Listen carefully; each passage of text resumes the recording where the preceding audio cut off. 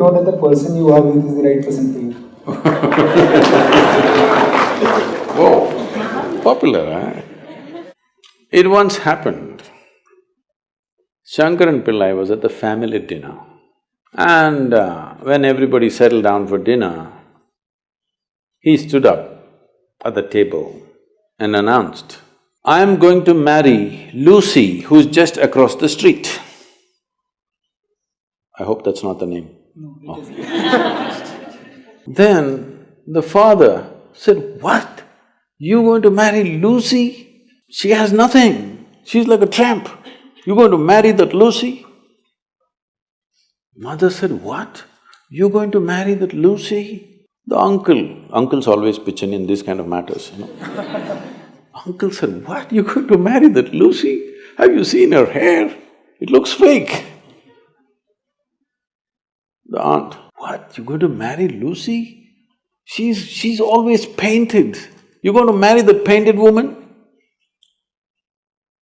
The little boy, the nephew, can't be left out. He said, "You're going to marry Lucy, she doesn't even know what is cricket. How can you marry her?" Shankaran Pillai stood his ground and said, "Yes, I'm going to marry Lucy." Everybody asked in one voice, "Why?" He said, "Because she has no family." There are no many opinions to battle with. So, who is the right person? I don't want to take away all the romance from your life. But let me tell you this, there is no right person on this planet. If you put your heart into something, something may become wonderful. Is it the right thing? There's no right thing. Nobody ever found the right person anywhere, okay? If you get into that kind of unrealistic mindset, "I have found the right person," oh, you will be soon disappointed. You must understand, there is no right person. First thing is to see whether I am the right person. Yes, am I the right person? And there are no right people on this planet. If you understand, you have your nonsense, they have their nonsense, we can adjust nonsense. Go on. We must understand relationships are formed for various needs. There are physical needs, there are psychological needs, there are emotional needs, there may be social needs, there may be financial needs, various kinds of needs. So when you're going to somebody with so many needs, you're going as a beggar, and a beggar cannot choose. Hello? Beggar eat what comes his way, isn't it? He cannot choose. So, if you really want to make a choice in this world, first and foremost thing is, you bring yourself to your place where your experience of life is just pleasant by yourself. You're wonderful. Now, let us see what gets drawn to this one. If you're really wonderful, things will happen in every way, I'm saying. In terms of career, in terms of marriage, in terms of relationships, the best will happen to you because you made yourself like this. Instead of trying to work on somebody and fix them, if you work upon yourself and make you so wonderful that everybody wants to be with you, then there is a choice.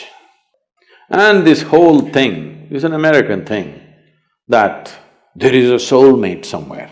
God made just one more person just for you, but these days every 2 years he keeps making one more person just for you. Obviously, God is making too many mistakes with you. See, body needs a mate, understandable. Maybe psychologically also you need a mate, understandable. Emotionally you need a mate. A soul cannot need a mate. So soul doesn't need a mate, nor was some person made perfectly for you, okay? This creation makes all kinds of unique idiots. If you understand you are one kind of idiot and the others are different kind, you will understand their nonsense because you know you got your stuff. If you think you're perfect and God has chosen you and He's made another person perfect somewhere else, you're heading for a disaster, okay? There's no such thing. Even, people today, after 5,000 years, people are still adulating and worshipping Krishna as the greatest lover, but his wives are dead unhappy with the guy. Yes. So, you're not going to find any perfect person. If you invest a deep sense of involvement, something wonderful may happen. It's because of your involvement, not because the other person is fantastic. No. Even if you choose a fool, actually it's easy that way. If they're not stupid, why would they come to you first of all? No, I'm just being nasty.